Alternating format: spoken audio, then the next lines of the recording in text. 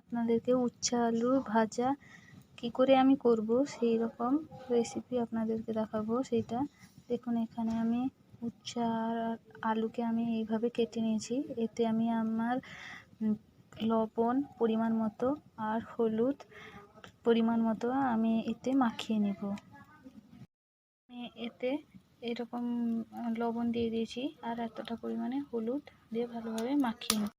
কড়াইতে তেল দিয়ে দিয়েছি। কড়াইতে তেলটা আমার গরম হয়ে গেছে ভালোভাবে।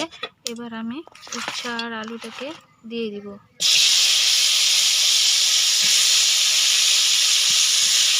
এবার দিয়ে আমি ভালোভাবে নাড়াচাড়া করে নেব। দেখুন, আমি উচ্ছে আলুটা দিয়ে আমি ভালোভাবে নাড়াচাড়া করে নিচ্ছি। আমি একে আরও 3 মিনিট ভেজে নেব। আর উচ্ছে আর আলুটা ভাজা ভাজা হয়ে গেছে। এবার আমি দিয়ে দেবো পেঁয়াজ কুচানো আর রসুন কুচানো, লঙ্কা কুচানো দিয়ে 2 মিনিট আমি নেড়ে চেড়ে তুলে নেব। দেখুন, আমার উচ্ছে আলুর ভাজা কমপ্লিট।